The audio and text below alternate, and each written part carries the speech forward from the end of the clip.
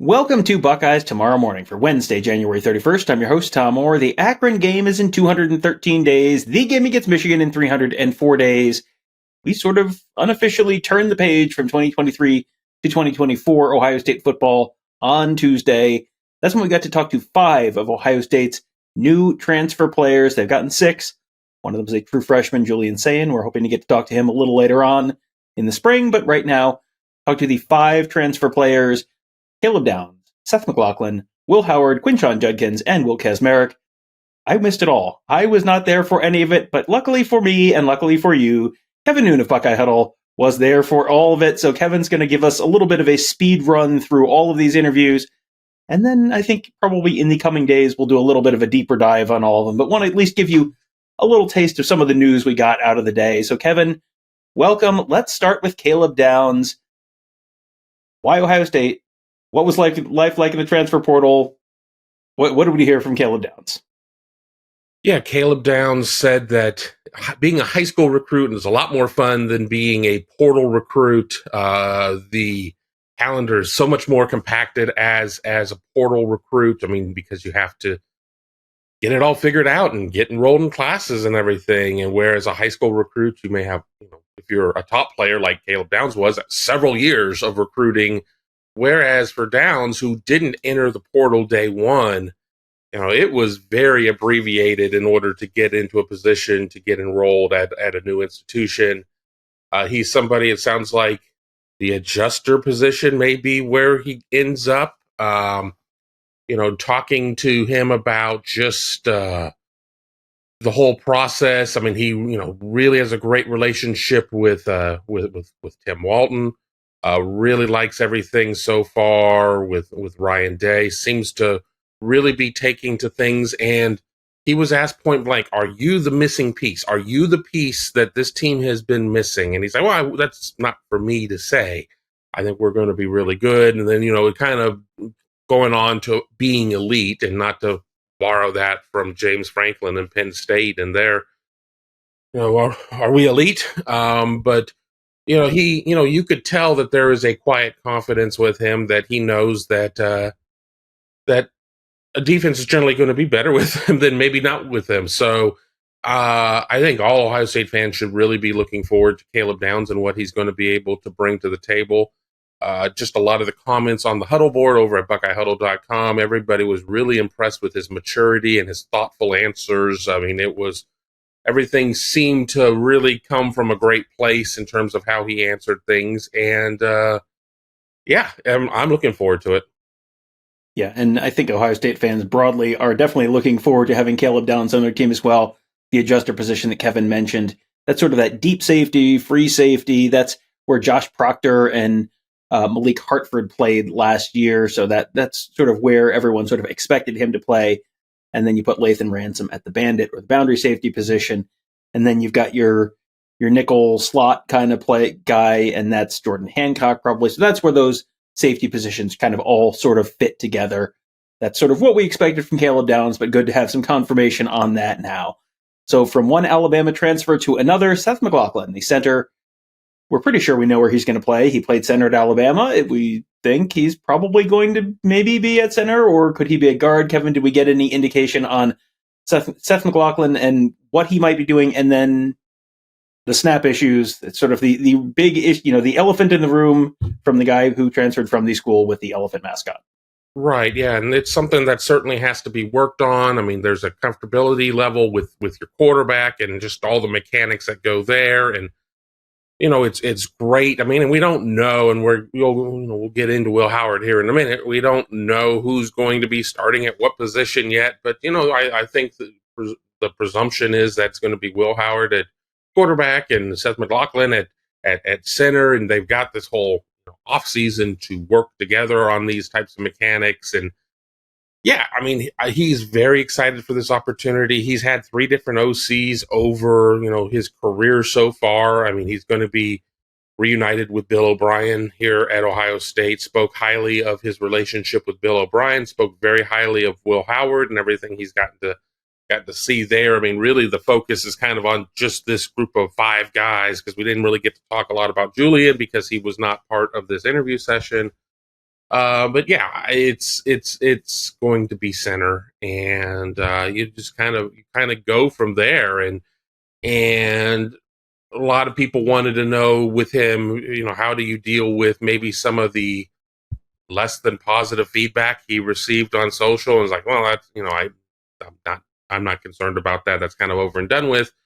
Very appreciative of his time at Alabama, has 2 degrees in his time at Alabama. So, we'll see if he can squeeze a master's in a year. I don't know about that, but they do seem to accelerate them for these guys. And I think it's going to be a huge pickup, and certainly a missing piece in terms of what Ohio State, needs on that offensive line. Not only somebody who's been able to do it at the highest level at Alabama, but an elder statesman as well that can really kind of be a leader in that group, even though you have to earn your leadership stripes. And just because you had them at somewhere else, you have to get everybody else on board. And he knows that it's going to be a process. Yeah, transferring to Ohio State, you literally and figuratively have to earn your stripes. He will come in with a black stripe just like everyone else, and will have to earn the right to lose that. So will the guy he is presumably going to be snapping for, Will Howard.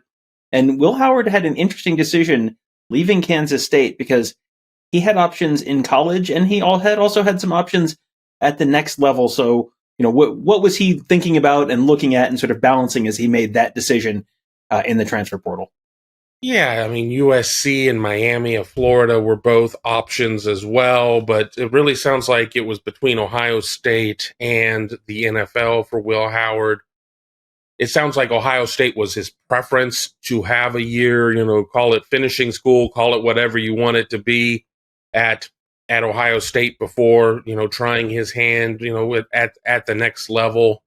I think one of the things that I was a little surprised when I saw Will Howard for the first time was, we talk about just what a big monster he is. He was a lot more slight than I thought he was going to be, but apparently once he fills out the pads well and is a beast to try and bring down at times. But yeah, he was very complimentary so far of his time with Bill O'Brien and Ryan Day, as you can kind of start talking football. You can't, there's no coaching going on right now at this point. We're in winter conditioning, nothing involving a football. I know the rules aren't even that simple anymore. That was how simple it used to be. You can't do anything with a football right now. But they're all in the hands of Mickey Marotti, and the strength team. We saw a practice. Not practice, but a workout session going on toward the end of interviews. We were kind of held out of the indoor facility as a morning session was going on. But Will Howard certainly recognizes the opportunity that he has here. Like along with everybody else, just seems to be somebody who is already buying into the culture of Ohio State. Somebody that everybody will be able to root for, and going in that the job is not just being handed to you. You're not going to come in and be like, well, I'm only going to go to your school if I get the position, and maybe we see some of that kind of stuff nationally at some places, but that's not the case here. You're going to have to go out there and you're going to have to compete, and you're going to hear all of the all the niceties at this point of I'm just here to compete, but you can tell he's a competitor, and you want somebody who kind of feels like it's going to be their job, because you don't want a timid quarterback of, oh gee, I just I hope I don't get in the way or anything like that. You want somebody who's going to be the leader, who's going to come out there, who's decisive, who can do all of these things. And, I see this in Will Howard. It's interesting you say he looked kind of slight. He's listed at 6'5", 243, which is a big dude for a quarterback at Ohio State. So we'll see what he looks like when he's got the pads on and all that coming up later this spring. But yeah, 5 guys in that quarterback room right now: Will Howard, Devin Brown, Lincoln Keenholz, Julian Sayin, and Aaron Noland, all in that quarterback room this spring. So that is going to be a very crowded and very talented quarterback room that he's going to have to earn that starting job out of. Another room with some talent in it is the running back room. Travion Henderson is back, Dallin Hayden is back, and now Quinshon Judkins is there from Ole Miss. What did we learn about Quinshon? That's the player I got to spend the most time with, because that was the one I was most curious about, and was able, when Caleb Downs was out there, everybody and their uncle was around his table.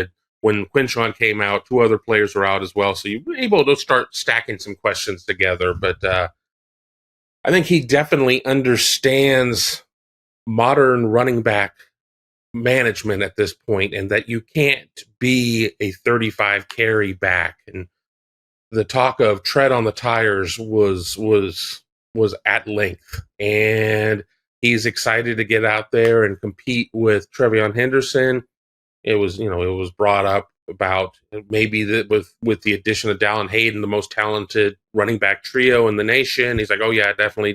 He's like, well, what happens if you only get 10 carries in a game? And he's saying the right things at this point. I'm here to help the team. I want to win games. They won a lot of games at Ole Miss as well, but they weren't able to get over the hump there. And this Ohio State team certainly has a lot of lofty expectations going into this season.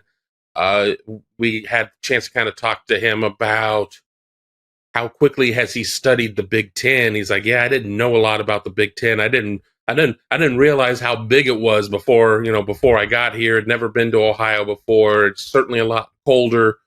But you looked at him and he had some biceps on him, and he wasn't sitting there flexing, just trying to show off. I mean, this is just a big kid, and I can understand why some defensive backs make business decisions and just kind of olay that, because I wouldn't want to sit there and have him running at me 17, 18, 21 times a game or whatever. But one other thing too, it was kind of alluded to, was that people said that maybe he was getting a little too demanding of how he needed to be utilized at Ole Miss, and that there was a postseason conversation. He's like, that's just a rumor, that didn't exist, whatever. But that certainly was something that was asked about, because people have talked about that, and I figured it bared mentioning.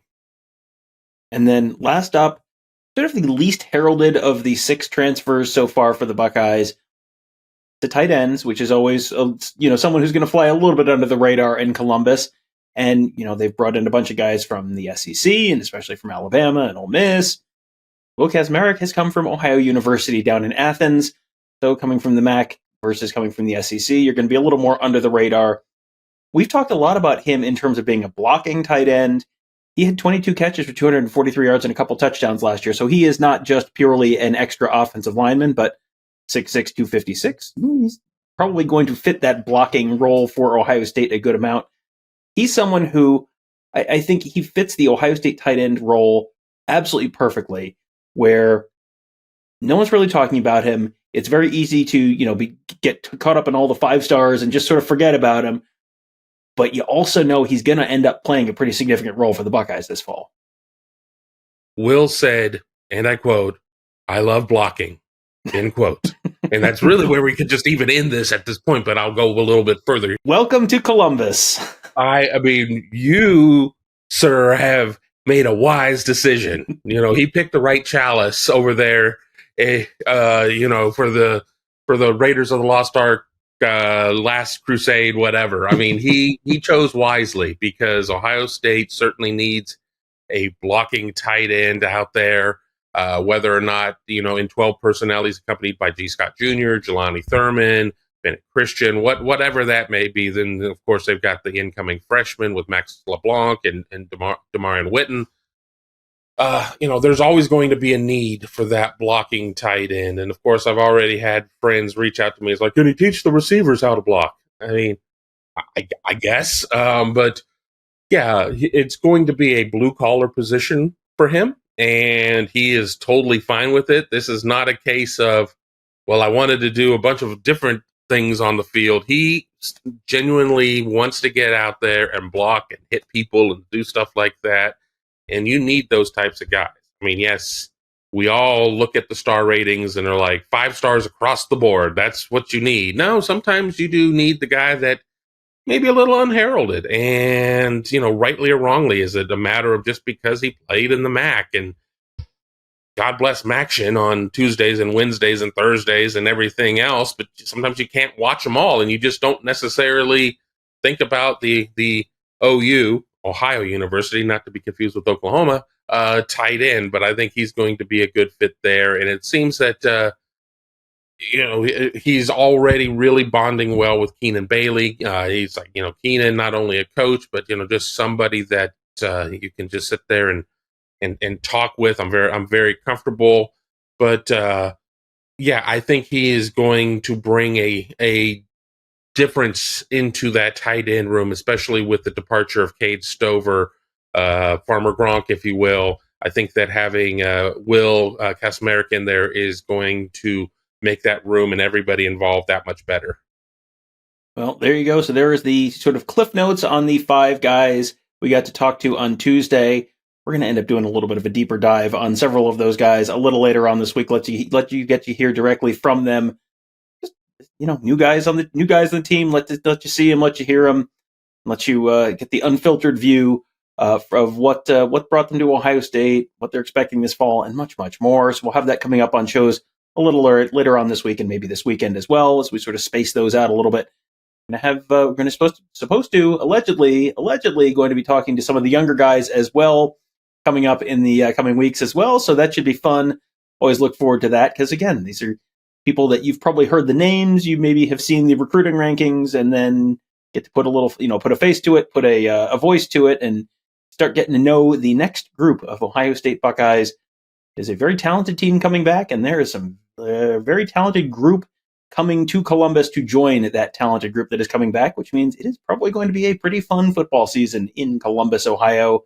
And a great year to be a member of BuckeyeHuddle.com. That's where we talk about the team, we talk about recruiting, we talk about X's and O's, we talk about the transfer portal, we talk about it all. Even talk a little bit about Michigan.